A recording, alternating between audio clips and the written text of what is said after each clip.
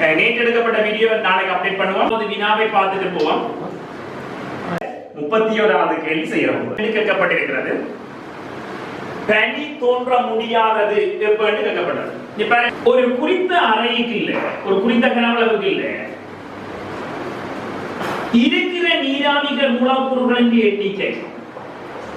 இப்ப இந்த அறைக்குள்ள இருக்க உதாரணத்துக்கு இருக்கக்கூடிய நீராவி மூலக்கூறுகளின் எண்ணிக்கை ஒரு 100 மூலக்கூறு தான் இருக்கலாம் இருக்கும். இந்த அறைக்குள்ள 200 மூலக்கூறுகள் இருக்குதுன்னா என்ன நடக்கும்? 100 மூலக்கூறுகள் ஒடுங்கி நீராக ஒடுங்கி இருக்க வேண்டும். இருக்க வேண்டிய அளவிலும் விட இருக்கிற அளவு உயர்வாக இருக்குமாக இருந்தால் அந்த வேதிகமாக இருக்கிறவர் ஒடுங்க வேணும். அதாவது இந்த அறையில இருக்கின்ற அளவும் இருக்கக்கூடிய அளவும் சமமாக வருகிற வெப்பநிலை என்ன வெப்பநிலை சொன்னீங்க? ஒரு அறைக்குள்ள எவ்வளவு நீராவி இருக்குது, அதுக்கு எவ்வளவு நீராவி இருக்க முடியும், இருக்கக்கூடிய நீராவி அளவு அங்க இருக்குமாக இருந்தார். அதாவது சாரிடப்பதற்கு விரைஞ்சிருப்பீங்க வெப்பநிலையோட இதுல பாத்தீங்கன்னா பனிமண்டல வெப்பநிலை என்ற விஷயம் பாருங்க. அதாவது இருக்கிற நீராவியின் அளவு இருக்கக்கூடிய நீராவியின் அளவுக்கு சமமாக வருமாக இருந்தால் அங்க பனியோடு கூட சொல்றோம். இப்ப பாத்தீங்கன்னா எந்த வெப்பநிலையில இருக்கிறதும் இருக்கக்கூடியதும் சமனாக வரும். இங்க பாருங்க, தனீரப்பதற்கு ஒரு வரைவு வரைந்து இருக்கிறீர்கள். இவர் தனீரப்பதற்குரிய வரைவு, இவர் சாரிரப்பதற்குரிய வரைவு. வெப்பநிலையை நீங்கள் குறைத்துக் கொண்டு வருகிற போது, வெப்பநிலை நீங்கள் இந்த திசையில குறைப்பீங்களாக இருந்தால் தனீரப்பதம் என்ன செய்வது? மாறே. தனீரப்பதம் மாறே.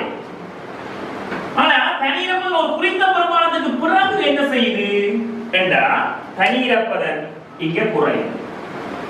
எப்ப குறையுதுண்டா இந்த அறையில இருந்து கொண்டிருக்கிற நீராவியிலும் விட இருக்கக்கூடிய நீராவியின் அளவு குறைவாக இருக்கிற போது அங்க நீர் மூலக்கூறு நீராவி மூலக்கூறுகள் ஒடுங்குது. அதனால தனி மூலக்கூறு குறையுது. இங்க பாத்தீங்கன்னா ஏன் சாரிடப்பதன் மாறையில இருக்கிற நீராவியும் இருக்கக்கூடிய நீராவியும் சமமாக இருக்குது. அதாவது 100% சாரிடப்பதன் 100% இருக்கு. இந்தியால சாரிடப்பதன் பாத்தீங்கன்னா 100% குறைவாக இருக்கும். இப்ப சாரிடப்பதன் 100% இருந்தால் தான் நீங்கள் என்ன சொல்லலாம்? இருக்கிறதும் இருக்கக்கூடியதும் சமன் என்று சொல்லலாம்.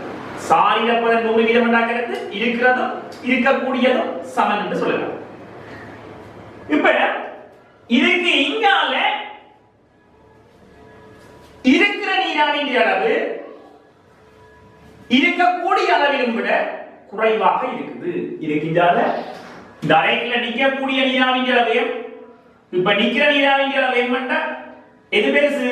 நிற்கக்கூடியது பெருசு, நிக்கிறது குறைவாக இருக்கு. ஆகவே இந்த சார நீர் ஒடுங்கியது. ரைட், கிளியர் நினைக்கிறேன். அப்ப பனி தோன்ற வேண்டும் என்றால் நாங்க சொல்றோம் என்ன சொல்றாருன்னா, பனி தோன்ற வேண்டும் என்று சொன்னால் அங்க சாரிடப்பதன் எப்ப 100% வருகிறதோ அப்ப பனி தோன்றும். அப்ப முதல் 3 கூற்றுகளை நான் என்ன சொன்னான்? வெப்பநிலை உயர்வாகவும் தொடர்பு இருப்பதன் 100%ஆகவும் இருக்கிற போது உங்களுக்கு கேட்டது பனி தோன்ற முடியாதது என்று கேட்கப்பட்டது. அப்ப இங்க என்ன நடக்குதுன்னு சொன்னா சாரிடப்பதன் 100% ஆகவே பனி தோன்றும். முதலாவது பிரச்சனை இல்லை.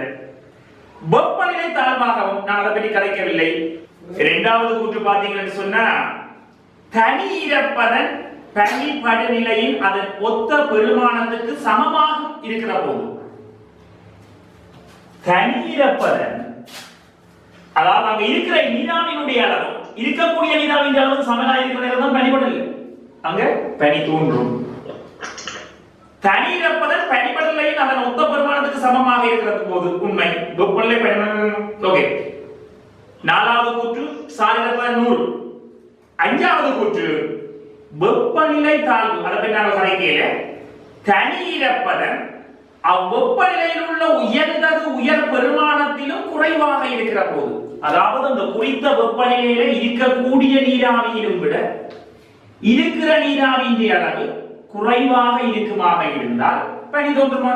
நிச்சயமாக தோன்ற முடியாது. ஆகவே விடை தெரியும் அஞ்சாவது.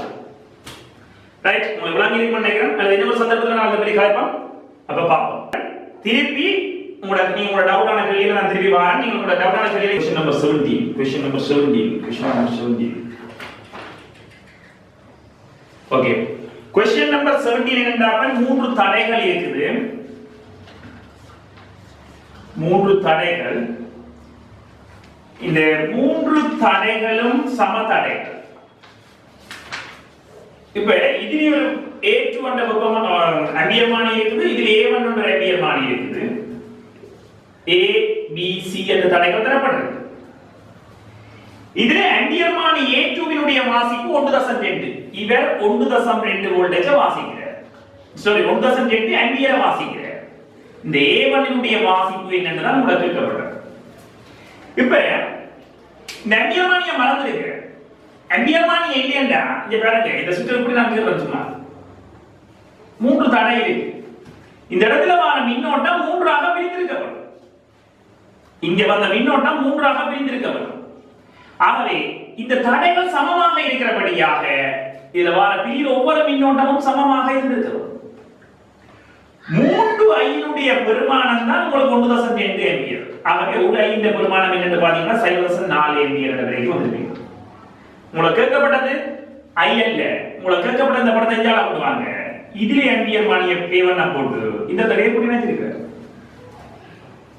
இந்த A1 என்றது அதாவது ஆம்பியர் மானிய சுற்றுல இருக்கிறது லட்சியமானது எடுக்கிறதுக்கு தடை இல்லை. அதனால நான் நினைச்ச அப்படின்னா ரைட். அப்ப இதுல வர மின்னோட்டம் இதுல ஒரு 5, இதுல ஒரு 5, இதுல ஒரு 2 வந்திருக்க வேணும். ஆகவே A1 இனுடைய பெருமானம் 0.8 ஆம்பியராக இருக்க வேண்டும். 13வது வினாவுக்குள்ள போனீங்கன்னு சொன்னா, ஒரு புவி நிலையான உபகோள் A ஆனது RA உடைய மண்டலம் ஒன்றில் இயங்குகிறது. ஒரு புவி ஒரு நிலையான உபகோள், இவருடைய RA என்ற கொடுக்கும். நீங்க B என்ற ஒரு புவி நிலையான உபகோளை பற்றி கலைக்கிறார், RB என்று கலைக்கிறார். இவர் B பற்றி கலைக்கிறார். அங்கால வேறொரு புவி நிலையான உபகோள் B ஆனது A இன் திணிவின் இருமடங்கான திணிவை உடையது. அதாவது இவருடைய திணிவு நீங்கள் m என்று கருதியிருந்தீங்கன்னா இவருடைய திணிவு 2m ஆக இருந்திருக்கும். இருமடங்கான திணிவை உடையது. உபகோள் B இன் மண்டல ஆரை என்று கேட்கப்பட்டது. இந்த ஆரியினுடைய பெயர் என்று கேட்கப்பட்டது. புவி நிலையான உபகோள் என்று சொல்லுகிற போது பூமியினுடைய சுழற்சி ஆவர்த்தன காலமும் இவருடைய ஆவர்த்தன காலமும் சமனாக இருந்திருக்கிறது. இப்ப பாத்தீங்கன்னா இவர் ஒரு ஒமேகா கோண வேகத்தில் நகர்ந்து கொண்டிருக்கிறார். பூமியினுடைய ஒமேகா ஒன்றா இருந்திருக்கிறார். பூமி சார்பாக இவர் நிலையாக இருக்கிறார். இவருடைய சுழற்சி ஆவர்த்தன காலமும் இவருடைய சுழற்சி ஆவர்த்தன காலமும் சமன்.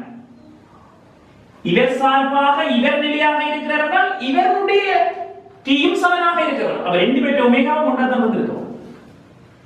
இப்ப இவர் இந்த வட்டப்பாதையில சுழற்சி இயக்கத்தை நிகழ்த்த வேண்டும் என்றால் உங்களுக்கு தெரியும் மையநாட்ட விசை ஒன்று இருந்திருக்கிறது. அந்த மையநாட்ட விசை யார் வழங்குறாருன்னா இந்த ஈர்ப்பு விசை வழங்குது. அப்ப நீங்க என்ன செய்வீங்கன்னா G இன்டு M இன்டு அங்க இருக்கிற திணிவு M டேஷ் இன்டு அவருக்கு இடைப்பட்ட தூரம் R ஸ்கொயர் என்பது இதுதான் மையநாட்ட விசை.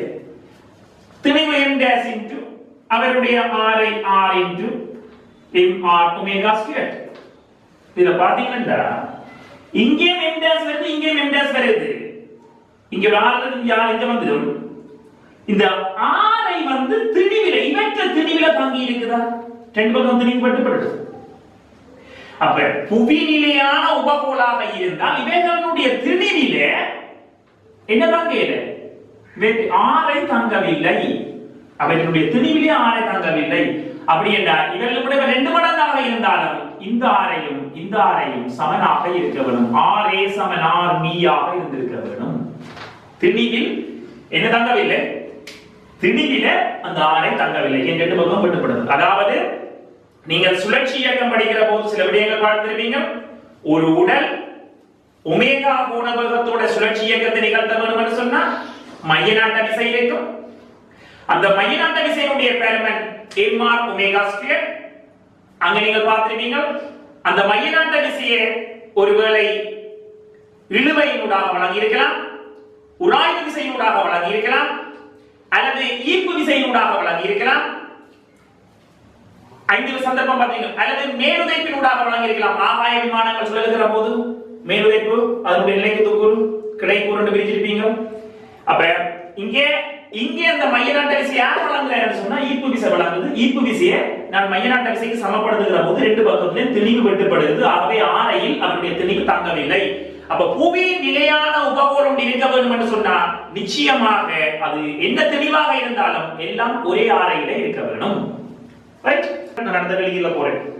அடுத்து 34வது வினா கேட்கப்பட்டிருக்கிறது. 34வது வினா பார்க்க போறோம். இந்த 34வது வினாவை பார்க்கிற போது நீங்கள் தெரியும் உங்களுக்கு ஒரு கடத்தி ஒன்றில மின்னோட்டமாக இருந்தால், ஒரு கடத்தி ஒன்றில் I மின்னோட்டம் ஒன்று செல்லுமாக இருந்தால் அந்த கடத்தியில இருந்து 6 மீட்டர் தூரத்தில் இருக்கிற புள்ளியில் இருக்கிற காந்தப்பாய் அடர்த்தி என்னத்தை தெரிந்து பார்த்தீங்கன்னா mu naught I over 2 pi r ஆக இருக்கு. அதாவது நீங்க படிச்சிருப்பீங்க, நீங்கள் ஒரு கடத்தியில மின்னோட்டமாக இருந்தால் அந்த கடத்தியை சூழ்ந்திருக்கிற பிரதேசத்துல காந்தப்புலம் உருவாகும். அந்த உருவாக்கப்படுகிற காந்தப்புலத்தினுடைய பருமனை நீங்கள் அறியறதுக்கு பியோசபாவின் விதியும் அதனுடைய திசையை அறிவதற்கு விளக்கை விதி, மேக்ஸ்வெல்லினுடைய விளக்கை விதியும் பயன்படுத்தியிருப்பீங்க. இங்க எந்த திசையில காந்தப்புலம் இருக்குன்னு பாத்தீங்கன்னு சொன்னா மின்னோட்டம் மேல் நோக்கி ஓடுது, காந்தப்புலம் உள்நோக்கி இருந்திருக்கும். இங்க ரைட்? ஒரு முடிவில் நீளமான கடத்தியில் இருக்கிற காந்தப்பாய், ஒரு முடிவில் நீளமான கடத்தியில கடத்தின் ஏதாவது ஒரு நடுவில் இருந்து ஒரு புள்ளியில இருந்து வந்து காந்தப்பாயத்துக்கு இந்த சமன்பாடு திருப்பீங்க. தெரியும் இதே மாதிரி என்ன ஒரு விஷயம் படிச்சிருப்பீங்க, ஒரு மிக நீளமான கடத்தின் ஒரு அந்தத்தில் இருந்து பார்த்திருந்தீங்கன்னு சொன்னா இந்த அரைவாசியா இருந்திருக்கும். mu naught I over 4 pi r ஆக இருந்திருக்கு. என்ன வந்து ஒரு வட்ட கடத்தியாக இருந்தால், ஆறாரையுடைய வட்ட கடத்தியாக இருந்தால் மையத்தில் ஏற்படுத்தப்படுவது mu naught I over 2 r ஆக இருக்கும். சரி, இது அரை வட்ட கடத்தியா இருந்தா இது அரைவாசியா இருந்திருக்கும். இது 4 காவட்ட கடத்தியாக இருந்தா ஒரு துண்டு மட்டும் கருதி இருந்தீங்கன்னா அதை நீங்கள் கொண்டிருந்தாலே பிரிச்சிருப்பீங்க. ரைட்? அடுத்தது ஒரு கடத்தி ஒன்றால அந்த கடத்திக்கு நேரே இருக்கிற ஒரு புள்ளியில காந்தப்பாயத்தை என்னவாக இருக்கும்னா 0 மட்டும் படிச்சிருப்பீங்க. இவ்வளவு தேவை இருந்தால் நாங்கள் இந்த கேள்விக்குரிய விடையை அணுகலாம்.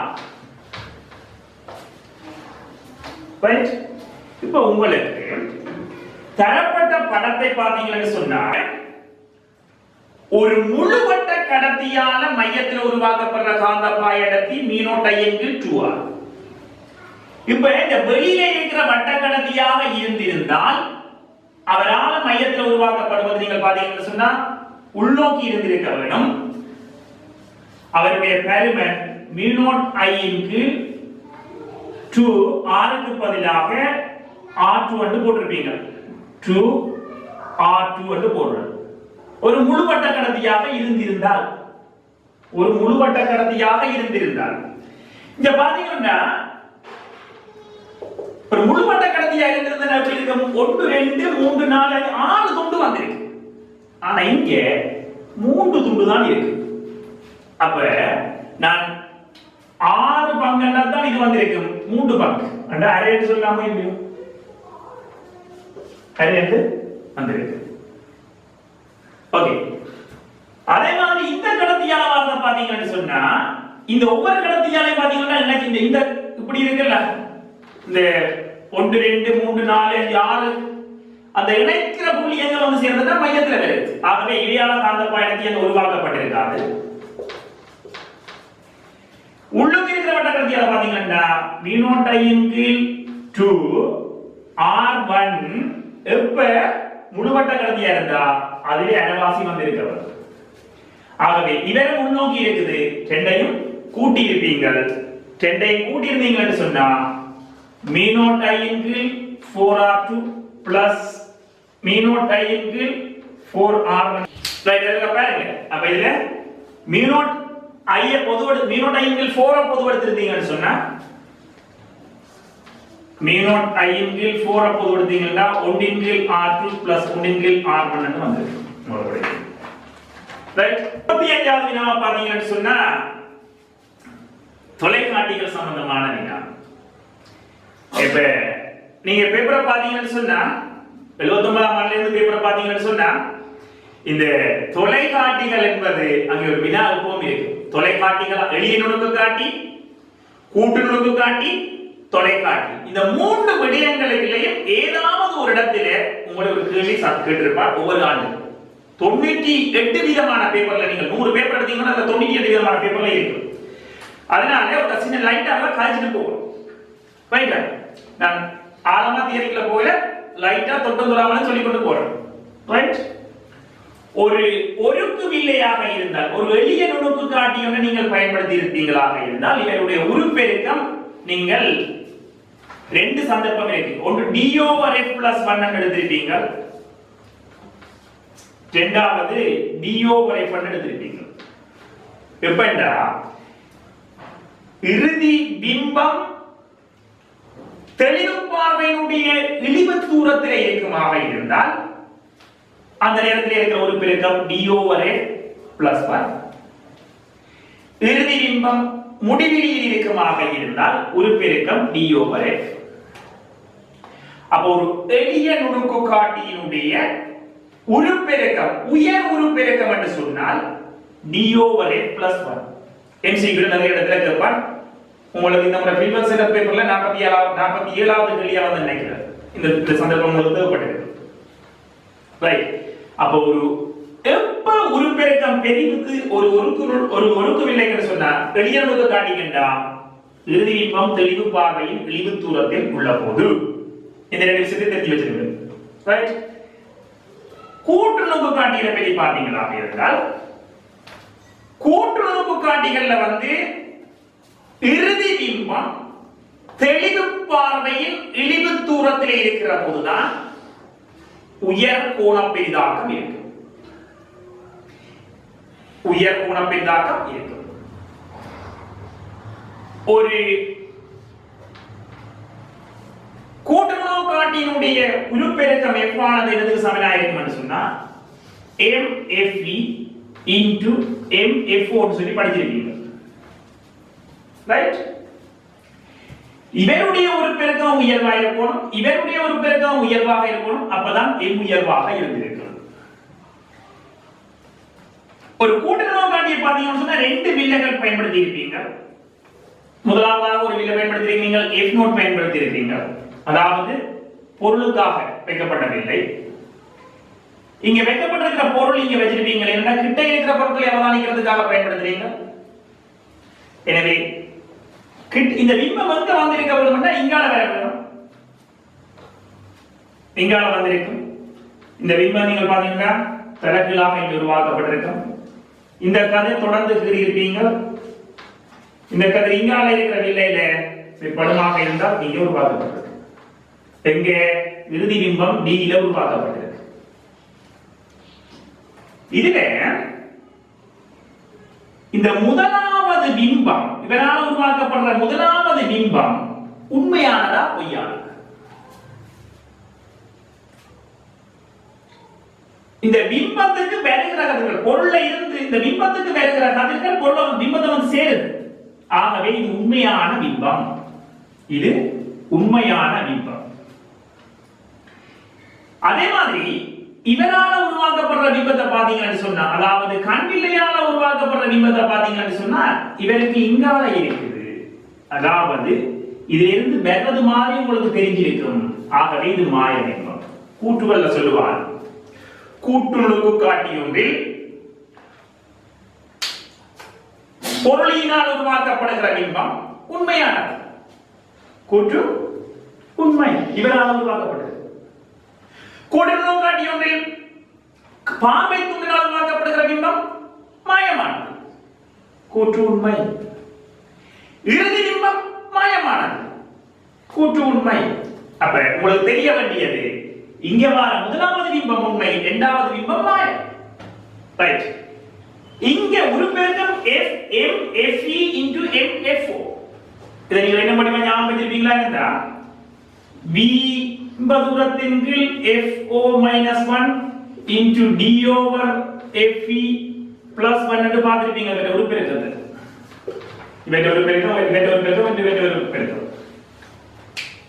உருப்பெருக்கம் உயர்வாக இருக்க வேண்டும் என்றால் கூட்டுறவு காட்டிய பொறுத்தவரையில F நோட் என்னவாக இருக்க வேண்டும் இவ்வளவு பெருசா இருக்கணும்னா இங்க பிரிக்கப்படுறவர் சிறிதாக இருந்திருக்க இங்கேயும் பிரிக்கப்படுறவர் ஆக FE இருக்குது ஆகவே F நோட் ஆக இருக்கட்டும் FE ஆக இருக்கட்டும் எவ்வளவு தூரம் சிறிதாக நீங்கள் எடுக்கிறீர்களோ அவ்வளவு தூரத்திற்கு எவ்வளவு தூரம் நீங்கள் சிறிதாக எடுக்கிறீர்களோ அந்த இடத்துக்கு உங்களுக்கு என்னவா இருக்கும் உருப்பெருக்கம் உயர்வாக இருக்கும் பாலியத்தில் காட்டிய கலவு நடப்பு கலைக்கிறது கூட்டுறவு காட்டிய பற்றி கலைக்கிறது இப்ப F நோட்டும் சிறியதாக இருக்க வேண்டும் FEயும் சிறியதாக இருக்க வேண்டும் ரைட் இதுல நீங்க பாத்தீங்கன்னா உங்க ரெண்டு வில்லைகள் இருக்கணும் உதாரணத்துக்கு ஒரு 10 சென்டிமீட்டரும் 5 சென்டிமீட்டர் உயரமுடைய வில்லைகள் இருக்கணும் இதிலே எதை நீங்கள் பார்வை துண்டாகவும் எடுத்திருப்பீர்கள்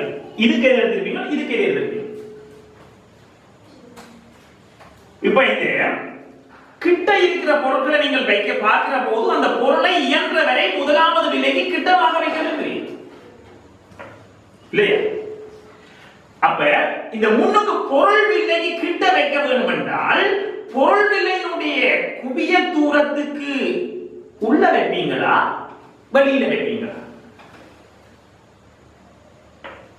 ஒரு ஒருக்கு விலையை பொறுத்தவரையிலே எஃப்ல வைப்பீங்களாக இருந்தால் அல்லது எஃப்க்கு உள்ள வைப்பீங்களாக இருந்தால் மாய பிம்பம் வந்து விஞ்ஞான பிம்பம் வந்து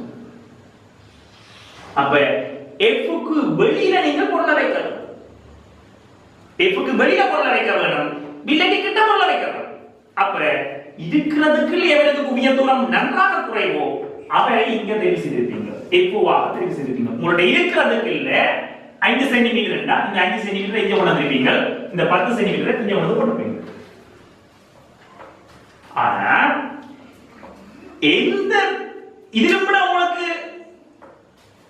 விட உங்களுக்கு குவிய தூரம் குறைவான விலைகள் கிடைக்குமா இருந்தா என்ன பயப்பாங்க அப்பதான் குவிய உருப்பெருக்கம் பெரிதாக இருக்கும் உருப்பெருக்கம் பெரிதாக இருக்கணும்னா F நோட்டும் சின்னதாக இருக்கணும் FEயும் சின்னதாக இருக்கணும்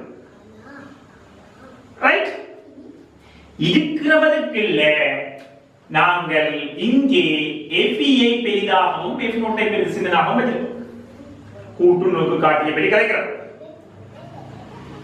ரைட் அங்கால பார்க்க மாட்டேங்குது இதுல வேற உங்களுக்கு ஏதாவது சொல்ல வேணுமா பாரி பார்ப்போம் பேருந்து சொந்தத்தில் சரி பண்ணாங்க கேள்விகள் வரும்போது பார்ப்போம் ரைட் அடுத்ததா பாத்தீங்கன்னா இங்கே உருப்பெருக்கத்தை பற்றி நீங்கள் கதைக்கிற போது என்ன சொல்லுவீங்கன்னா இறுதி பிம்பம் தெளிவு பார்வையின் இழிவு தூரத்தில் உள்ள போது கண்ணில் எதிரமைக்கிற கோணம்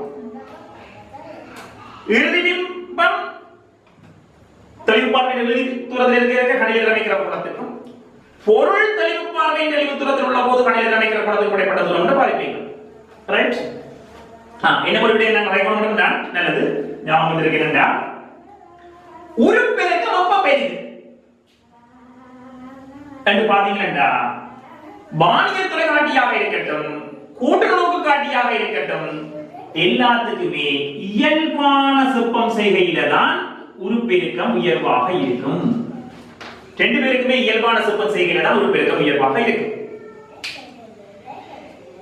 எங்களுக்கு உருப்பெருக்கம் உயர்வாக இருக்கிறதா விரும்பத்தக்கது அதனால நாங்கள் கிட்ட இருக்கிறவரை பார்க்கிறதுக்கு இறுதி பிம்பத்தை கிட்டவாக அதாவது உருப்பெருக்கம் உயர்வாக வச்சிருந்து கொண்டு இயல்பான சிற்பம் செய்ய தெளிவு பார்வையின் அழிவு தூரத்தை தெரிவு செய்திருக்கிறோம் கூட்டுறவு வானியல் தொலைக்காட்டியை பார்த்தீங்கன்னு சொன்னா இங்கேயும் இறுதி பிம்பம் எங்களுக்கு தெளிவு பார்வையின் அழிவு தூரத்துல இருந்தா உருப்பெருக்கம் பெருசா இருக்கு ஆனா நாங்கள் அதை செய்கிறேன் ஏனென்றா நாங்கள் நீண்ட நேரம் அவதானிக்கிறதுனால கண்ணுக்கு நோவை ஏற்படுத்தும் என்பதனால இறுதி பிம்பத்தை முடிவில் வச்சிருக்கோம் நான் கதைக்கிற ஒவ்வொரு வார்த்தைகளையும் வடிவா ஞாபகம் வச்சிருங்க MCQ அப்படியே கேட்பேன் இந்த கூற்றுகளுக்கு உங்களுக்கு பயன்படும் இந்த கூற்றுகள் ஏன்னா இறுதி வானியல் தொலைக்காட்டியில் இறுதி பிம்பம் தெளிவு பார்வை நல்ல தூரத்தில் உள்ள போது உருப்பெருக்கம் உயர்வாக இருக்கும் கூட்டி சரியா பிள்ளையா வானியல் தொலைக்காட்டியில் இறுதி பிம்பம் தெளிவு பார்வையின் இழிவு தூரத்தில் உள்ள போது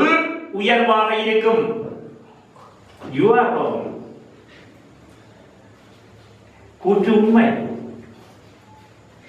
தெளிவு பார்வையின் இழிவு தூரத்தில் இருக்கிறது மிகவும் உருப்பெருக்கம் பெருசா இருக்கும். ஆனா நாங்கள் அதை விரும்புகிறேன். ஏன் விரும்புகிறேன் என்றா நீண்ட நேரம் பார்க்க போறோம், கண்ணுக்கு நோவை ஏற்படுத்தும். கூற்றுகள் கேட்பான். ரைட். அடுத்த விஷயத்துக்கு வர நான் தொடர்ந்து கலைக்கிறேன். வானியல் தொலைக்காட்டியை பொறுத்தவரை இறுதி நிமிடத்தில் முடிவிலை கொண்டு போகிறீங்க. அதுதான் இயல்பான சொற்பட்சியம் சொல்லி பேசிருப்பீங்க. அங்கே போட்டிருப்பீங்க ஒரு பேருக்கா. ஆகவே அங்கே விலைகளுக்கு இருக்கிற வேறாக்கம் என்று சொல்லி நீங்கள் பார்த்திருப்பீங்க. F0 plus F என்று பார்த்திருப்பீங்க. ரைட். இங்கே ஒரு பெருக்கம் உயர்வாக இருக்க வேண்டும் என்றால் F0 பெரிதாக இருக்கணும், F சிறிதாக இருக்க வேண்டும். நான் சொல்றதை கேளுங்க. F0 உயர்வாக இருக்க வேண்டும், F சிறிதாக இருக்க வேண்டும். உயர் உருப்பெருக்கத்தை பெறுவதற்கு வானியல் தொலைக்காட்டிகளில் கூட்டுறவு காட்டிகளில் உயர் உருப்பெருக்கத்தை பெறுவதற்கு b over f0 minus 1 into d over f plus 1. இங்க கீழே இருக்கிற ரெண்டு பேரும் உயர் உருப்பெருக்கத்தை பெறுவதா ரெண்டு பேரும் சின்னாக்களாக இருக்கும். ரைட். இவ்வளவு விடயத்தை வச்சுக்கொண்டு இயன்றவரை பல வினாக்களுக்கு விடையளிக்கலாம் நம்புறேன். தேவைப்பட்டா எழுதிமா கதைப்போம். ரைட். இப்ப இந்த கூற்றுக்குள்ள போவோம். கூற்று ஏ சொல்லப்படுகிறது. கூற்று ஏ என்ன சொல்லுதுன்னு பாருங்க. உயர் பெரிதாக்கத்தை பெறுவதற்கு தொலைக்காட்டியின் பொருளி விலையின் குவிய தூரம் நீண்டதாக இருக்கும். அதேவேளை எங்கே உயர் பெரிதாக்கத்தை பெறுவதற்கு தொலைக்காட்டியில் அதாவது வானியல் தொலைக்காட்டியில் பொருளி விலையின் குவிய தூரம் நீண்டதாக இருக்கும். அதேவேளை இங்கே m-க்கு பதிலாக என்ன போட நீங்கள் f0 இன் கீழ் f. அப்ப f0 உயர்வாக இருக்க வேண்டும். பார்வை துளின் குவிய தூரம் குறுகியதாக இருக்கணும், குறைவாக இருக்கணும். அப்ப ஓட்டமடிக்காக பெருசா இருக்கும். ஆகவே கூற்று உண்மை. கூற்று உண்மை. உயர் பெரிதாக்கத்தை பெறுவதற்கு நுணுக்கு காட்டியின் பொருளி விலையின் குவிய தூரம், நுணுக்கு காட்டியினுடைய பொருளி விலையின் அதாவது f0 அப்படி கிடைக்கிற f0 இனுடைய பொருளி விலையின் குவிய தூரம் குறுகியதாக இருக்கும். அதேவேளை ஓகே குறுகியதாக இருக்கும். அதேவேளை பார்வை துண்டின் குவிய தூரம் நீண்டதாக இருக்க வேண்டும். f பெரிதாக இருக்க வேண்டும் என்று சொல்றது. இந்த கூற்று உங்களை மயக்கிறதுக்கான கூற்று. நாங்க என்ன சொன்னாங்க, ரெண்டு பேருமே சின்னதாக இருக்க வேண்டும்.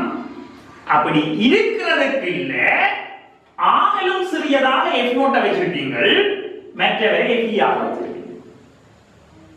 அதே இருக்கிறதுக்கு இல்ல எவ்வளவு கொண்டு முன்னுக்கு வச்சிருக்கீங்கன்னு சொன்னா இந்த முதலாவது வில்லையால் உண்மை பிம்பத்தை கொண்டு வேணும், f-க்கு வெளியில பொருளை வைக்க வேணும். ஆகவே ஒருக்கு அதாவது குவிய தூரம் குறைவதாக இருப்பது விலையை கிட்ட வைக்கலாம். அதே f-க்கு வெளியில இருக்கு. அதனாலதான் இந்த f0 நாங்கள் பாவிக்கிறதிலே f0 சின்ன f பெரிது. உயர் உருப்பெருக்கத்தை பெற வேண்டும் என்றால் ரெண்டு பேரும் சின்னதாக இருக்கிறது. ஆகவே கூற்று அந்த கூற்று b பிழையானது. விளங்குதுங்க? விளங்குது. ரைட். சி கூற்றுக்கு போங்க.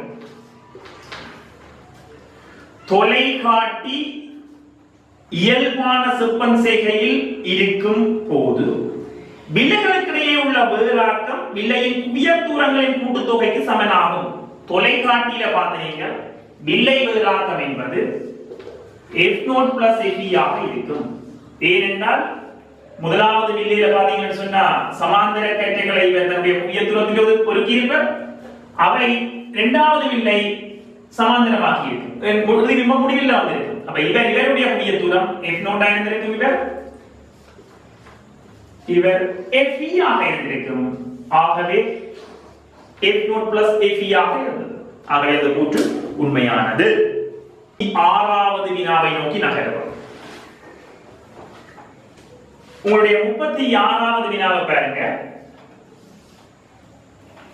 ஒரு கதிர் தொழிற்பாட்டு மூலகம் எக்ஸ் 86A அதாவது என்பது தெளிவன் ஆனது பல அல்பா காலங்களின் பின்னர் ஓர் உறுதி மூலகம் y 782 ஆக தேய்கிறது.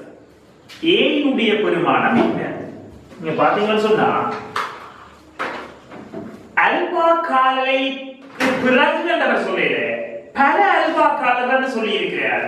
ஆனால் எத்தனை அல்பா காலங்கள் என்று சொல்லி எங்களுக்கு தெரியும். இங்க இருக்கிற அணுமணில இங்க மாற்றம் இருந்துக்கப்பா. இங்க 86 இங்க 82 இருக்குது. மிச்சம் 4 தேவை. ஆகவே இங்க 2 அல்பா காலம் நிகழ்ந்திருக்கிறது. சரியா பாருங்க. 82 இது 4 86. அப்படின்னா இங்க 8 திணிவடியில் 8 மாற்றம் ஏற்பட்டிருக்குது. இங்க 206 இருக்குது. ஆகவே 206 பிளஸ் 8 214 வந்திருக்கும். 214 வந்திருக்கும். ஆகவே விடை தெரிவாக நீங்கள் 5வது விடைக்கு போவீங்க. 37வது வினாவை பார்த்தோம்னா ஒளிமின் விளைவும் அதே மாதிரி தான். மிகவும் இன்ட்ரெஸ்டான ஒரு கேள்வி. அடிக்கடி பாஸ்வேர்ட்ல கேட்கிற வினா. ஒரு உலோக மேற்பரப்பு கொண்ட ஒரு போட்டோனால மோதினீங்களாக இருந்தா அந்த மேற்பரப்பில் இருந்து இலத்திரன்கள் காணப்படும். இதுதான் ஒளிமின் விளைவு.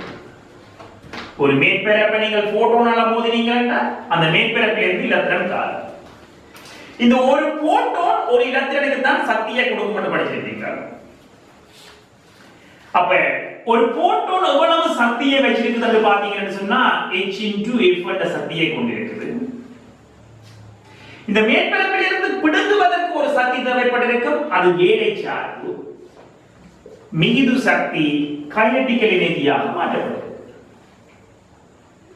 இது இன்னொரு சந்தர்ப்பத்தில் நீங்கள் பார்த்திருப்பீர்கள். இது நிறுத்தும் அழுத்தம் into E என்று பார்த்திருப்பீர்கள். pi h into f என்று பார்த்திருப்பீர்கள். ஒரு போட்டோன் ஒரு இலத்திரனுக்கு தான் சக்தியை வழங்கும். அப்ப இதுல படுகிற போட்டோனுடைய செறிவை நாங்கள் அதிகரிப்பமாக இருந்தால் பிடுங்கப்படுற இலத்திரன்கள் என்ன செய்திருக்கும்? அதிகரித்திருக்கும்.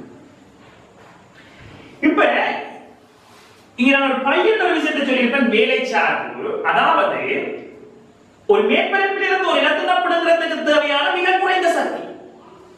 அப்ப பிடுங்குறதுக்கு தேவையான மிக குறைந்த சக்தி அந்த நேரத்தில் கைனடிக் எனர்ஜி நோட்டாக இருந்திருக்கும். h into f சமம் pi ஆக இருந்திருக்கும். இந்த நேரத்தில் இருக்க frequency-யை நுழைவாய் அதிர்வெண் என்று படிச்சிருப்பீங்க. அதே மாதிரி HCO என்றால் நுழைவாய் அலைநீளம் என்று சொல்லி படிச்சிருப்பீங்க. இப்ப இந்த ஒரு மேற்பரப்பில் ஒரு இலத்திரம் பிடுங்குறதுக்கு தேவையான சக்தியை விட குறைவான சக்தியோட ஒரு போட்டோன் மோதுமாக இருந்தால் அந்த மேற்பரப்பில் இருந்து இலத்திரத்தை பிடுங்க இயலாது. அப்படி என்றால் ஒரு மேற்பரப்பில் இருந்து இலத்திரத்தை பிடுங்க வேண்டும் என்றால் frequency f பெரிதாக இருக்க வேண்டும். f not இல்லை. frequency-யை கூட்டினால் பிடுங்கப்பட்ட இலத்திரங்களின் எண்ணிக்கை மாறினதா? இல்ல. இலத்திரங்களுடைய கைனடிக்கல் எனர்ஜி தான் மாறியிருக்கு. பிடுங்கப்பட்ட இலத்திரன் எண்ணிக்கை கூட்டணும் என்றால் செறிவை கூட்டணும். ரைட்? இவ்வளத்தை வச்சுக்கொண்டு மட்டும் இந்த கேள்வி அணுகுவோம். பெய்து மிச்சத்தை கதை. ரைட்? இப்ப இந்த கேள்வியை பொறுத்தவரையில என்ன சொல்றாருன்னா ஒளிக்கற்றை ஒன்று ஒளிப்புலம்பூர் மேற்பரப்பு ஒன்றின் மீது படுகிறது. படும் கட்டம் மாறவில்லை, பாய்கிற ஏற்றம் மாறவில்லை, மின்னோட்டம் மாறாது. மின்னோட்டம் மாறாது. இங்க இலத்திரங்கள் எண்ணிக்கை என்னது? படம் மீடுறனோட விளைவு கேட்டிருக்கிறார். மீடுறனோட பிடுங்கப்படுகின்ற இலத்திரங்களுடைய எண்ணிக்கை மீடுறனை நீங்கள் கூட்டுவதனால இலத்திரன் எண்ணிக்கை மாறாது. ஆனால் இந்த மீடுறனை நீங்கள் குறைத்துக் கொண்டு வருகிற போது f நோட்டிலும் கூட குறைவாக இருந்தால் அவர் அழகு இலத்திரத்தை பிடுங்கியிருக்கிறார். அதாவது வேலைச்சார்பு கொண்டிருக்கக்கூடிய வேலைச்சார்பு கூட குறைந்த சக்தி கொண்டவையாக இருக்கிறது. ஆகவே விடை தெரிவாக 4வது விடைக்கு போயிருக்கேன். ரைட்? விளங்கியிருக்க நினைக்கிறேன். சிலர் படிச்சிருக்க மாட்டீங்க. படிச்சிருக்காட்டி ஒன்றும் பிரச்சனை இல்லை. ஒரு சந்தர்ப்பத்தில் டீப்பா கலப்போமா? வினாவுக்குள்ள பார்ப்போம். 38. இந்த 38வது வினாவை பார்க்கறதுக்கு முன்னம் இப்போ அப்படி ஒரு பேட்டரி இருக்குன்னு வைப்போம் உதாரணத்துக்கு. இப்படி ஒரு தடையும் இருக்கு, ஒரு பேட்டரியும் இருக்கு. இதுல ஒரு எம்பியர் மானியை வச்சிருக்கீங்க. இதுல ஒரு 10 வோல்டேஜ் பேட்டரியை வச்சிருக்கிறீங்க, 5 ஓம் தடையை வச்சிருக்கிறீங்க. மின்னோட்டம் என்ன? எம்பியர் மானியுடைய வாசிப்பு என்ன? 10 5 10 எம்பியர். சரி, ரைட். இப்ப மின்னோட்டம் 1 ஆம்பியரா வந்துடுதுண்டா, I வந்து 1 ஆம்பியரா வந்துடுதுண்டா, இந்த சுவிட்ச்ல தடை என்னவாகுது? மின்னோட்டம் I என்பது V இன்டு லாட் S. அழுத்த வேறுபாடு மாறு. மின்னோட்டம் அரைவாசி ஆயிடுதுண்டா, தடை 2 மடங்கு ஆகிறது. அப்ப நீங்கள் மேலதிகமாக இதுல ஒரு தடையை இணைச்சு வச்சிருக்கீங்க. அந்த தடையின் பெருமானம் என்னன்னு கேட்டா அது நிச்சயமா இதுக்கு சமனாக இருக்கும். இந்த தடைக்கு சமனாக இருக்கு 5 ஓம் இருக்கு. நான் சொல்ல வரது என்னடா, ஒரு சுற்றில மின்னோட்டம் அரைவாசியாக இருந்தால், மின்னோட்டம் அரைவாசியாக இருக்கு, நீங்கள் ஒரு தடையை இணைத்த போது மின்னோட்டம் அரைவாசியாக இருக்கா, தடை என்ன மடங்காக இருக்குது? ஆரம்பத்தில் இந்த தடை 2 மடங்கு. அப்படி என்றா ஆரம்பத்தில் எங்கண்டா இப்போ இந்த சுற்றில இருக்கிற விளைவுத்தோட 2 மடங்கு 10. அப்ப நீங்க நினைச்ச தடைக்கு என்னவா இருக்கும்? இந்த தடைக்கு சமனாக இருக்கும். ரைட்? இந்த அடிப்படையில இந்த கேள்வியை காணி பார்ப்போம். இந்த கேள்வி இதெல்லாம் தெரிஞ்சு வச்சுக்கொண்டு அடுத்த இந்த கேள்வியில போடும். இப்படி ஒரு மீட்டர் பாலம் இருக்கு. இந்த மீட்டர் பாலத்தில் இப்படி ஒரு தடை ஈனோட்டம் ஒரு மின்கலம் இருக்கு. இதுல கல்வனமானி இருக்குது, தொடுசாமி இருக்குது. எல் நீளத்தில் உங்களுக்கு எல் நீளத்தில் சமநிலை கிடைக்கப்பட்டிருக்குது. இவருடைய மின்னியல் ஈயா. உங்களுக்கு ஒரு விடயம் சொல்லப்பட்டிருக்கிறது. இவருடைய அகத்தடை கிட்டத்தட்ட 0 புறக்கணிக்கத்தக்கது என்று சொல்லியிருக்கிறார். இவருடைய அகத்தடை 0 என்று சொல்வதனூடாக உங்களுக்கு ஒரு விஷயம் விளங்கி இருக்கும். இதனுடைய 2 அந்தங்களுக்கு இருக்கிற அழுத்த வேறுபாடு இந்த மின்னியக்க விசைக்கு சமனாக இருந்திருக்கிறது. ஈக்கு சமனாக இருந்திருக்கு. ரைட்? சமநிலையில இந்த கல்வனமானியூடாக மின்னோட்டம் போகாது. அதாவது இங்க இருந்து இங்கேயோ இங்க இருந்து இங்கேயோ மின்னோட்டம் வந்திருக்காது சமநிலையில. அப்படிதான் படிச்சீங்க. ரைட்? இப்ப இங்க மின்னோட்டம் ஓடி இருக்கு. ஒரு உறுதியான மின்னோட்டம் இப்படி ஓடி இருக்கு. இப்படி ஒரு உறுதியான மின்னோட்டம். ரைட், இது பாருங்க. இவருக்குள்ள இருக்கிற அழுத்தமும் சமனாக இருந்தால், இந்த அழுத்தமும் சமனாக இருந்தால் இவருக்குள்ள மின்னோட்டம் ஓடி இருக்காது. ரைட்? ஆனா இங்க ஒரு மின்னோட்டம் ஓடி இருக்கு. ரைட்? இப்ப நீங்கள் இதில் ஒரு தடையை இணைக்கிறீங்களா? சமநிலை நீளம் 2 மடங்கு ஆகுது. இந்த சமநிலை நீளம் என்னவாகுது? 2L ஆகுது. சமநிலை நீளம் 2L ஆகுது. 2L ஆகுது. ஆதான் கேள்வி. Okay, 2 it's okay, fine, no problem. இருக்கு ஒரு தடை ஆரை ஈயுடன் தொடரிலே தொடுக்கிற போது ஈ நோட்டுக்கு புறப்படும் சமநிலை நீளம் எல்லானது இரட்டிக்கப்படுவது அழுத்தமானி கம்மிங்கிறது. இல்ல சரி, நான் சொன்னது இதுல நீங்கள் ஆரண்ட ஒரு தடையை இணைக்கிறீங்க. உங்களை கேட்டது அழுத்தமானி கம்மிங்கிற தடை என்னன்னு கேள்வி. ரைட்? உங்களுக்கு கேட்டது அழுத்தமானி கம்மியுடைய தடையை பற்றி கேட்கிறேன். ரைட்? இப்ப சமநிலையிலும் சரி, சமநிலையிலும் சரி, இந்த சமநிலையில இதுக்குள்ள ஒரு மின்னோட்டம் போனது. இதுக்குள்ள இருக்கிற அழுத்தம் என்பது அதற்காக சென்ற மின்னோட்டம் பிறந்த தடை.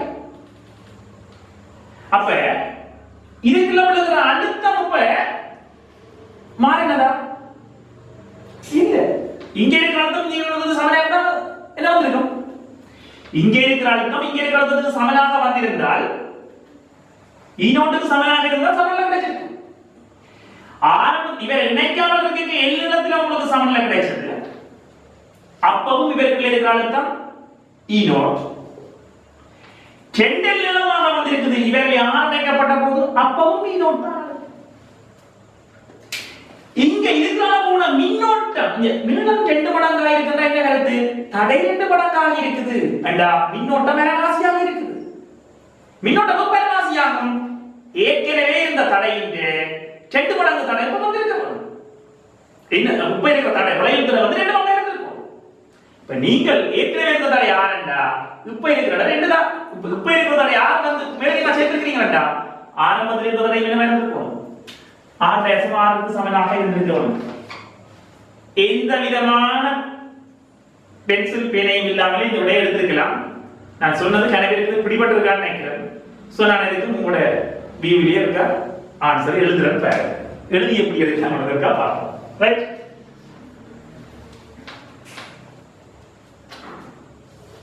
இவன் தடை இணைக்கப்படுகிற ரைட்.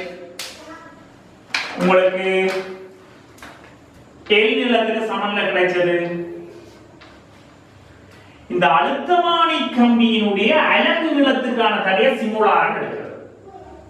அழுத்தமானி கம்பியினுடைய அலகு நீளத்துக்கான தடையை சிமுலாரம் எடுக்கிறது.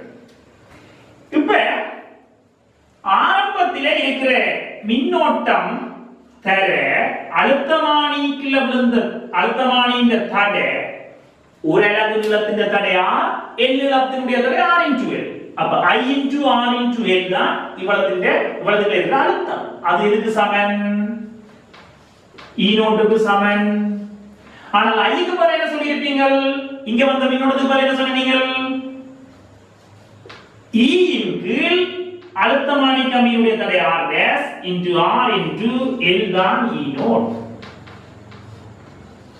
இது சரியா? அலகு நீளத்துக்கான தடை எல் நீளத்துக்கான தடை அதனோட அமைச்சிருக்கிற மின்னோட்டம் IRL. RL என்பது தடை, I என்பது மின்னோட்டம் E0. I க்கு பதிலா என்ன சொல்லலாம்? இந்த மின்னோட்டம் இங்க கீழ வந்ததா? இல்ல, இந்த மின்னோட்டம் இங்க வந்தது. ஆகவே E இன் கீழ் அங்க இருந்த தடை என்ன? R dash அகத்தடை இல்ல into R into E0. Right. இப்ப இரண்டாவது சந்தர்ப்பத்திலே இப்ப இருக்கிற மின்னோட்டம் என்ன? E இன் கீழ் R dash plus R A. இப்ப இங்க ஒரு தடையை போட்டுட்டீங்க, இங்க ஒரு தடையை போட்டுட்டீங்க. E இன் கீழ் R dash plus R into R into 2L. R into 2L தடைக்கு பதிலாக சமன். இப்ப இதுக்கு அர்த்தம் என்ன? E0 தானே. இரண்டாவது சமன்பாடு. ரைட். அப்ப இதற்கு நீங்க பாருங்க, இந்த ரெண்டு சமன்பாடுல நீங்க பாத்தீங்கன்னா ஒவ்வொரு விட்டுக்கு ஒரு என்ன வருதுன்னு பாப்போம். R dash என்ன வருதுன்னு பார்த்து சொல்லுங்க. இந்த ரெண்டே பக்கம் தீர்த்து போட்டு அப்படியே சொல்லுங்க. 2 minutes தான் 1 minute தான். சமன்ல எல்லாம் நீங்க எழுத வந்துருக்கீங்க. இப்ப இதுக்குள்ள இருக்கிற மின்னோட்டத்தை, இதுக்குள்ள இருக்கிற தடையை, இப்ப இருக்கிற மின்னோட்டத்தால பெருக்கிறது தான் இந்த அழுத்தம் E0 சொன்னீங்க. இப்ப இந்த சமநிலையெல்லாம் நீங்கள் இதுல தடையை இணைச்ச போது 2 மடங்கு ஆகிட்டது. 2 மடங்கு ஆகிட்டதுன்னா என்ன கருத்து? இவர் 2 மடங்கு ஆகிட்ட. இது R into 2. இப்ப நீங்கள் R into 2L into I dash என்று போட போறீங்க. அதான் நீங்க ஒன்று சமன் கொள்ள போறீங்க. அதாவது சமநிலையெல்லாம் 2 மடங்கு ஆகிட்டது என்றால் அதாவது தடை 2 மடங்கு ஆகிட்டது. இதுக்குள்ள உள்ள தடை 2 மடங்கு, கம்பியுடைய தடை 2 மடங்கு ஆகிட்டு. ஆனா அழுத்தம் மாறே அண்டா என்ன கருத்து? தடை மாறேது, சாரி தடை 2 மடங்கு ஆகிடுது, அழுத்தம் மாறேது என்றா மின்னோட்டம் விரைவாசியா இருக்கும். எப்ப மின்னோட்டம் விரைவாசியா இருக்கும்? ஆரம்பத்தில் இருந்த மின்னோட்டத்தை விட இப்ப இருக்கிற மின்னோட்டம் விரைவாசியா இருக்கும். ஆரம்பத்தில் இருந்த தடையை விட இப்ப இருக்கிற தடை 2 மடங்கு ஆகிடும். இப்ப நீங்க ஒரு 6 நினைச்சபடியே தான் 2 மடங்கு ஆகும். அப்ப ஆரம்பத்திலே 6 இருந்தா தான் என்ன வருது? ஆரம்பத்தில் 6 இருந்தது, இப்ப 2 ஆயிடுது. அப்ப ஆரம்பத்தில் இருந்தது வளர்ந்தது தானே, அதுதான் ஆரம்பம். Right, okay, fine, good. நம்ம அடுத்ததுக்கு போவோம். 39வது வினாவிற்குள் நுழைவோம்.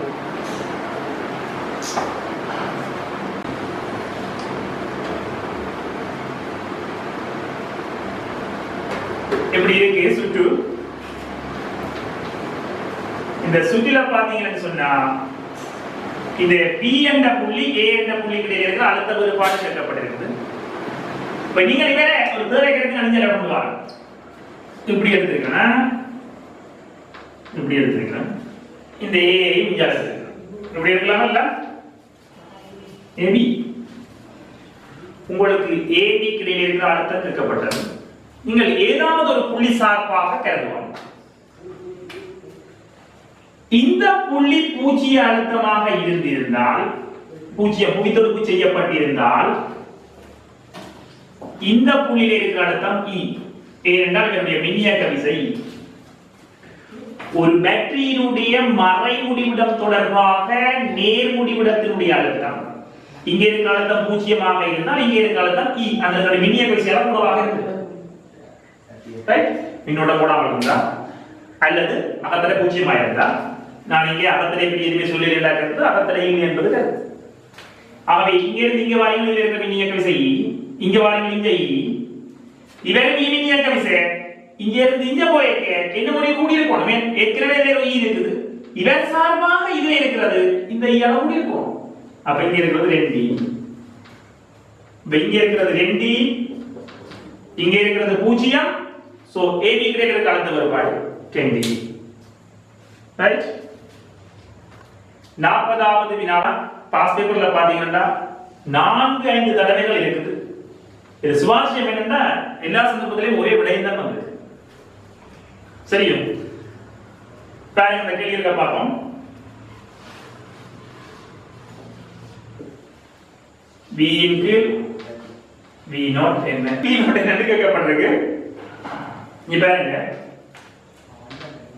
B க்கு பதிலாக இவருக்கும் இடையில இருக்கிற அழுத்தம் இப்ப இதுக்குள்ள வர மின்னோட்டம் I என்று எடுத்தோம்னா B க்கு பதிலாக நான் என்ன எழுதலாம்னா I into 10 ஆக எழுதலாம்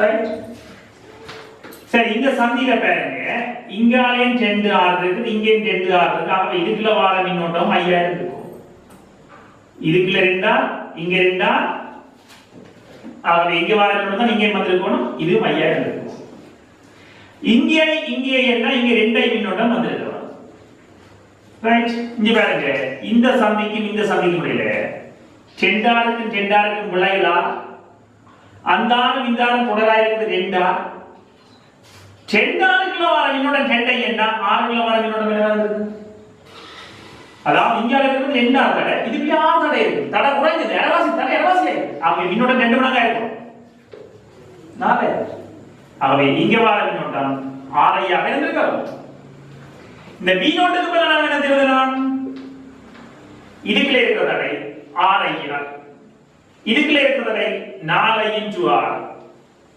6 மின்னோட்டம் வருது 6 தடை 4 மின்னோட்டம் வருது 6 தடை 4 so 6 10 into R B into V0 அப்படியே பிரிச்சு I R R 10 விலை மல்டிப்ளை பண்ணா 1 B into V0 சமம் 1 2 சுற்று தரப்பட்டிருக்கு 2 கொள்ளளவிகள் இருக்கு இந்த 2 கொள்ளளவிகளினுடைய கொள்ளளவும் சமனானது 10 microfarad 10 microfarad x y E மின்னியக்க விசையோட கலத்துடன் இணைக்கப்படுது என்ன ஒரு மின்கலம் இருக்குது E மின்னியக்க விசை உடையது அதே மின்னியக்க விசை 100 ஓம் தடைகள் இணைக்கப்படுது இங்கே x y என்று தரப்படுது ரைட் இங்க பாருங்க இந்த கேள்வியில கூட்டுவல வாசிக்கிறதுக்கு முன்னாடி நான் கேக்குறது பாருங்க இங்க இவருக்கு அகத்தடை இல்ல அகத்தடை பற்றி எதுவுமே சொல்லப்படல அகத்தடை இல்ல இவருடைய மின்னியக்க விசை இதால மின்னோட்டம் ஓடி இருக்கும் அப்படி மின்னோட்டம் ஓடுகிற போது இந்த தடைக்குள்ளே ஓடுற மின்னோட்டம் சமன் ஒரே மின்னோட்டம் ஓடுது ஆகவே அழுத்தம் என்பது மின்னோட்டம் தர தடை ரெண்டிலே ஓடுற மின்னோட்டம் உண்டு ஆகவே அழுத்தம் என்பது சமன் தடை 2 தடைகளும் சமனாக இருக்குது ஆகவே இதுக்குள்ள விழுகிற அழுத்தமும் சமனாக இருக்கிறது நீங்கள் 100 அதாவது இங்க E பேட்டரியாக இருந்தால் இங்க இதுக்குள்ள E/2 அழுத்தமும் இங்க E/2 அழுத்தமும் இருக்கு இது கிளியரா? இதுல வர மின்னோட்டம் உண்டு. தடை ரெண்டும் சமன். Of course ரெண்டுல சமனான அழுத்தம் வந்திருக்கு. E/2 E/2. இங்க பாத்தீங்கன்னு சொன்னா ஒரு நேரோட்ட மின்னோட்டங்களை இந்த கொள்ளளவிகள் கடத்தாது என்று படிச்சிருக்கீங்கள். அதாவது ஒரு கன நேரத்துக்கு ஏற்றம் பாய்ந்திருக்கும். அந்த ஏற்றம் இங்கிருந்து இங்க பாய்ந்திருக்குமாக இருந்தால் இதுக்குள்ள பாய்ந்த ஏற்றமும் சமன், இதுக்குள்ள பாய்ந்த ஏற்றமும் சமன். ரெண்டுடைய கொள்ளளவுகளும் சமன். Q சமன் C into V. Q சமன் C into V. ரெண்டுடைய கொள்ளளவும் சமன். ரெண்டுக்குள்ளாக பாய்ந்த ஏற்றமும் சமன். அவனை ரெண்டுக்குள்ள விழுந்த அழுத்தம் என்னவா இருந்திருக்கணும்? சமனாக இருந்திருக்க வேண்டும். அப்ப இங்க E/2 விழுந்திருக்க வேண்டும், இங்க E/2 விழுந்திருக்க வேண்டும். இந்த சுற்றில இப்படி இணைக்கப்பட்டிருக்குமா இந்த ரெண்டு கொள்ளளவுகள் சம கொள்ளளவுகள் இணைக்கப்பட்டிருக்குது. E/2 E/2 விழுந்திருக்கு. ரெண்டு சமதளைகள் இணைக்கப்பட்டிருக்குது. E/2 அங்க கரெக்டா வேற கட்டத்துல இல்லாதபடியா ரைட் இல்லாத சந்தர்ப்பத்துல ரைட். ஓகே, அடுத்தது வேற. இப்ப நான் ஒரு இலட்சியமான வோல்ட்மானியை கொண்டு அளக்க போறேன். அடுத்த வேறுபாடு இலட்சியமான வோல்ட்மானி என்றால் சுற்றிலிருந்து மின்னோட்டத்தை எதிர்க்காது. அதாவது முடிவிலி தடை, அதுக்கு தடை பெருசு. இதுக்குள்ள கூட ஒரு வோல்ட்மானியை இணைச்சிருந்தேன்னு சொன்னா இந்த சுற்றின் விளைவு தடை என்ன செய்திருக்காது? இது ரெண்டுக்கு இடையில அடுத்த வேறுபாடு என்ன செய்திருக்கு? தடை என்ன செய்திருக்காது? மாறாது. இது முடிவிலி தடை. இந்த எக்ஸுக்கு பை கூட இருக்கிற விளைவு தடை மாறி இருக்காது. இதால வந்து மின்னோட்டம் இங்க தான் வந்தது. அப்ப ஆரம்பத்திலே இந்த அதே நிகழ்வு தான் நடந்திருக்கும். E/2 தான் நடந்திருக்கு. இங்கேயும் அதே மாதிரி வோல்ட்மானியை கொண்டு நீங்க லட்சியமான வோல்ட்மானி முடிவிலி தடையுடையது. அதாவது முடிவிலி தடை இல்லையே கருதுறாங்க. அதாவது இந்த சுற்று இல்லாமல் இருக்கிற மாதிரி கருதுறாங்க. அப்ப இங்கேயும் இது என்னத்தை காட்டியிருக்கும்? E/2 தான் வாசிச்சிருக்கு. ரைட், முடிவிலி தடை மின்னோட்டத்துக்காக போயிருக்காரு. இப்ப இந்த வோல்ட்மானிக்கு தடை இருக்குமாக இருந்தால் என்ன நடக்கும்னு சொன்னா இங்க இவருக்கு ஒரு தடை இருக்குது, இவருக்கும் ஒரு விளைவு தடை வேணும்.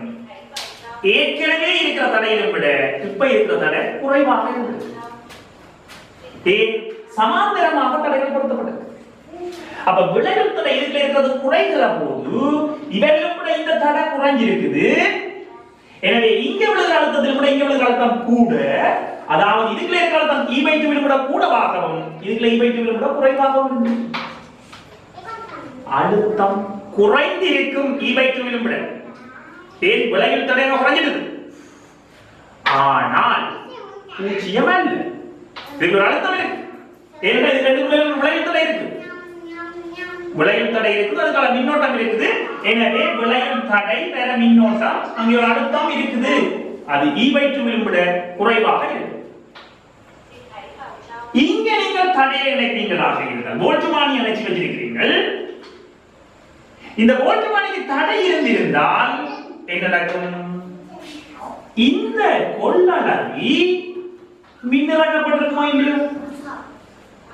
கொள்ளளவி மின்னலாக்கப்பட்டிருக்கும். ஆகவே கொள்ளளவி Q சமன் C into V ல மின்னல ஏற்றமே இல்லை. ஆகவே அழுத்தம் இருக்குமா? இல்லை. ஆகவே இங்க அழுத்தம் பூஜ்ஜியமாக இருக்கு. இந்த வோல்ட்மானி பூஜ்ஜிய வாசிப்பு தான் காட்டணும். அப்ப மிச்ச அழுத்தம் முழுவதும் எங்க விடணும்? இந்த அழுத்தத்தை கூட்டுறது தான் இந்த அழுத்தம். ஆகவே இவர் பூஜ்ஜியமா இருக்கும், இவர் V-ஆக மாறி. அப்ப இலட்சியமான வோல்ட்மானியாக இருந்தால் சுற்று, அதாவது மின்னோட்டத்தால போகாது, ஏற்றங்கள் பாயாது, கொள்ளளவில் இருக்கிற ஏற்றமும் வெளியில பாயாது. ரைட்? ஆனால் தடை இருக்குமாக இருந்தால் ஏற்றம் பாய்ந்து மின்னலாக்கப்படும். எனவே அதுக்கு அழுத்தம் இருக்காது. அந்த சந்தர்ப்பத்தில் இங்கே ஈயாகவும் இதுக்குள்ள பூஜ்ஜியமாகவும் வந்திருக்கும். இனி கூட்டுல இருக்க வாசிங்க. ஒரு வாசிச்சு நான் சொன்ன விடயங்களை உள்வாங்கி ஒரு வாசிச்சு எனக்கு ஒரு திருப்பி இருக்க தேவை டெக்ஸ்ட் பண்ணுங்க பாப்போம். ஓகே, ஒரு அழுத்த வித்தியாசங்கள் சமன். S, E/2 E/2 E/2 E/2 xy க்கு அடுத்த வேறுபாடு E/2. முடிவுள்ள அகத்தடையுடைய வோல்ட்மானி ஒன்று xy க்கு குறுக்கே தொடுக்கப்படும் எனில் q விலே மாத்திரம் ஒரு பூஜ்ஜியம் இல்லாத உறுதி வோல்ட்டளவு வாசிப்பு கிடைக்கும். முடிவுள்ள அகத்தடையுடைய என்ற கருத்து அதுக்கு தடை இருக்கிறது, வோல்ட்மானிக்கு தடை இருக்கிறது. ஒரு xy க்கு குறுக்கே தொடுக்கப்படும் என்றால் xy க்கு இடையில தொடுக்கப்படுமாக இருந்தால் இங்க பூஜ்ஜியமாக இருக்கும், இங்க குறைந்திருக்கும். அவர் என்ன சொல்றார்? அதான் நான் சொல்றேன், x/க்கு குறுக்கே கொடுக்கப்படுமே Qவிலே மாத்திரம் ஒரு பூஜ்ஜியம் இல்லாத உறுதி வோல்ட் அளவு கிடைக்கும், வாசிப்பு கிடைக்கும். இதுல வோல்ட் அளவு கிடைக்கும், இங்க வோல்ட் அளவு கிடைக்காது. எஸ், அப்போ நான் காய்ச்சானே இல்ல அந்த போய் அவ இந்த b என்ற கூட்டு நான் அதுல நீங்க கனெக்ட் பண்ணீங்களா அந்த போய் ஓகே b என்ற கூட்டு உங்களுக்கு விளங்கி இருக்கு நினைக்கிறேன் என்ன ரைட். c என்ற கூட்டு வோல்ட் மணி லட்சியமானதே இது சுற்றுக்குள்ள x/க்கு குறுக்கே சம வோல்ட் அளவு வாசிப்பு கிடைக்கும். அதை தான் நான் மூலமாக விளங்கப்படுத்தியிருக்கிறேன் என்று நம்புகிறேன். ரைட். 42வது வினாவுக்கு போவோம். ஒரு கேள்வியை செய்து பார்ப்போம். 42வது வினாவை பாருங்க. ஒரு மேசை ஒன்றில ஒரு திணிவு இருக்குது. ஒரு மேசை ஒன்றில் ஒரு திணிவு இருக்கிறது. இன்னொரு பக்கத்தில் ஒருவர் உட்கார்ந்து இருக்கிறார். இந்த மேசை தன்னுடைய சுழற்சி அச்சு பற்றி சுழலுகிறது. இதுல இருக்கிறவர் A. இந்த ஏயும் எம்மும் ஒரே மாற்றேற்று சட்டத்திலே இருக்கு. அதாவது இவரும் இடையில சார்பு இயக்கம் இல்லை, ஒரே மாற்றேற்று சட்டத்தில் இருக்கிற பொருட்கள் சொல்லுவோம். இப்ப ஏய பொறுத்தவரை இவர் என்னவா இருக்கிறார்? கோயிலில் இருக்கிறார். நீங்க பஸ்ல போய் கொண்டிருக்கிறீங்க. உங்களுக்கு முன்னுக்கு பாத்தீங்கன்னு சொன்னா டிரைவர் சீட்ல இருந்து ஓடிட்டு இருப்பார், நீங்க பின்னுக்கு இருப்பீங்க. டிரைவர் உங்களை பொறுத்தவரை டிரைவர் ஓடையில, ஆனா ரோட்ல இருந்து பாக்குறவனுக்கு டிரைவரும் ஓடுறாரு, நீங்களும் ஓடுறீங்க. நான் டிரைவர் தான் வாகனத்தை ஓடுறேன், நீங்களும் பயணம் செய்றீங்க. ஓகே, இப்ப இவரை பொறுத்தவரை இவர் இயங்கேல, ஆகவே இவரை பொறுத்தவரை இவரில் எந்த விதமான விசையும் தாக்காது. ஆனா வெளியில இருந்து பார்க்க ஒருவரை பொறுத்தவரையில இவர் ஒரு வட்ட இயக்கத்தை நிகழ்த்துறார். அப்ப ஒரு வட்ட இயக்கத்தை நிகழ்த்த வேண்டும் என்றால் அவருக்கு மைய நாட்ட விசை இருக்க வேண்டும். அப்ப இவரை வெளியிலிருந்து பார்க்கிறவரை பொறுத்தவரையில ஒருவருக்கு இருக்கிற விசை மைய நாட்ட விசை இருக்கணும், மையத்தை நோக்கி இருந்திருக்கணும். அதாவது இவர் உணர்கிற விசை தான் மைய நீக்க விசையா இருக்கு, உணர்கிற விசை.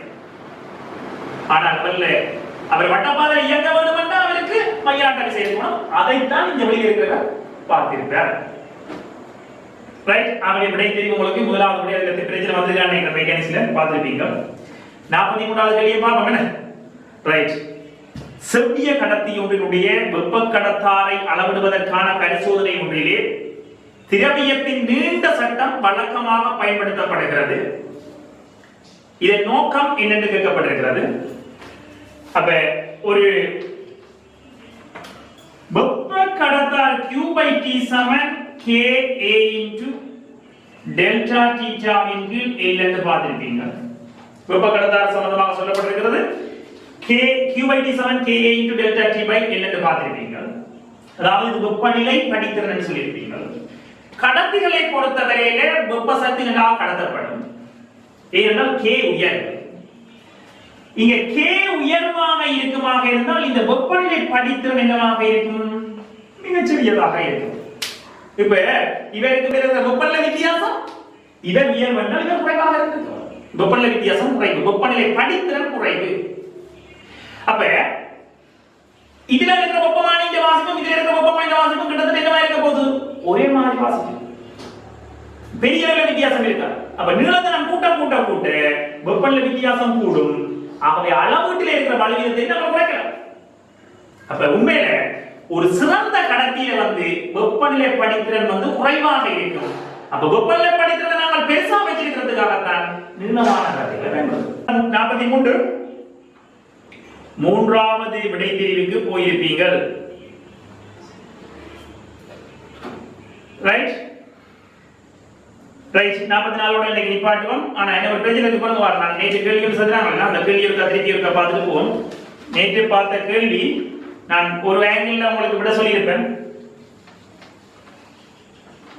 என்ன அந்த கேள்வியை செய்து கொண்டு வாங்கன்னு சொல்லியிருந்தான். மேலே இருந்து பார்க்கிற போது ஒரு பாத்திரத்துல திரவம் 3/2 நிரம்பி இருக்கிற மாதிரி தெரியுது. உண்மையிலே எவ்வளவு நிரம்பி இருக்குது என்று கேட்டிருந்தாங்க. செய்வீங்களா? இவரே இந்த பாத்திரத்துல மேலே இருந்து பார்க்கிற போது எனக்கு எவ்வளவு தெரியுது? 3/2 நிரம்பி இருக்குது. ஆகவே 2H ஆகவும் H ஆகவும் இருக்கிறார். ஆனா உண்மையில பாத்திரம் எங்க இருக்கு? திரவம் இங்க இருந்த பாத்திரம் இங்க உயர்ந்திருந்தா தான் எனக்கு மேலே இருக்கிறதுல ரெண்டு பங்கு இருக்கிற மாதிரி இருக்கு. அப்ப உண்மையில பாத்திரம் நீங்க இருக்கிற மேலே திரவம் இருக்குது. ஆகவே இது எக்ஸ் எடுத்திருப்பாங்க. ரைட்? அப்ப இப்ப முறிவுச்சுட்டி என்பது 4/3 என்பது உண்மையான ஆழம், அதாவது 10h plus x 10h plus x தோன்றுகின்ற ஆழம் 2h. இதிலிருந்து 8h சமன் 6h plus 3x சரியா? 10h சமன் 3x x சமன் 10/3 h என்று வருது. சரியா வருது? செக் பண்ண ஒரு சொல்லிக்கிறதே இருக்கா? அப்ப உண்மையில இதுல இருந்து இதுல வரை எவ்வளவு வந்து பாத்தீங்கன்னு சொன்னா உண்மையில பாத்திரத்தின் உயரம் என்னன்னு பாத்தீங்கன்னு சொன்னா h plus 10h plus x உண்மையானது. அதுல நீர் நிரம்பி இருக்கிறது h. இதுதான் நாங்க கேட்டது. சரி, h இங்கு 3h plus x க்கு பதிலாக 10/3h போட்டுருப்பீங்க. 3 9 9 11 அப்ப h இங்கு 11 h இங்கு 3 இந்த 3 மேல வந்திருக்கு மென்ஷன் பண்ணப்பட்டிருக்கும். 3 இங்கு 11 என்ற விடை தெரிவோடு யார் வந்திருந்தீர்கள் உங்களுடைய விடை சரியானது. இப்படியும் இந்த கேள்வியை அணுகி இருக்கலாம். சொன்ன வழியை திருப்பி சொல்றேன். இதோட வழி நேர்த்தி செய்த வழி என்ன செய்யறான்டா பாத்திரம் இதுக்குள்ள குறித்த உயரத்துக்கு திரவம் இருக்குது. திரவம் இருக்கிற உயரத்தை நான் h என்று எடுக்கிறேன், ஸ்மால் h. பாத்திரத்தின் உயரத்தை கேபிட்டல் h என்று எடுக்கிறேன். என்ன கேட்டது small h into capital h என்றுதான் கேள்வி. 3/2 பகுதி நிரம்பி இருக்கிற மாதிரி தெரியுதுன்னு சொல்றேன். மேலே இருக்கிற திரவத்தின் உயரம் என்னவா இருந்திருக்கும்டா capital h minus small h ஆக இருந்திருக்கும். உண்மையான ஆழம் என்ன? h. உண்மையான ஆழம் பாத்திரத்துக்கு திரவம் இருக்கிறது h. முறிவுச்சுட்டி என்பது h இன்டு தோன்றுகின்ற ஆழம். இப்ப மேலே இருக்கிறத 3/1 3 10 கிராம் இருக்கிறத மேலே இருக்கிற 3/1. அப்ப மேலே இருக்கிற மாதிரி ரெண்டு பங்குகளே இருக்க வேண்டும். அப்ப கீழே 2 தர மேலே இருக்கிறல capital h minus small h மேலே இருக்கிற மாதிரி ரெண்டு மடங்கு இருக்கிறது வேணும். அதனால 3 2 கிராம் இருக்கும். 10 into h minus h கொடுக்க பிறகுங்க 8h minus 8 small h சமன் 3h. அப்ப உங்களுக்கு தேவை இது அங்கால கொஞ்சம் final h small h into capital h. உங்களுக்கு அதே விடை வந்திருக்கு. இதுல வந்திருக்கும் உணவு பண்ணணும்.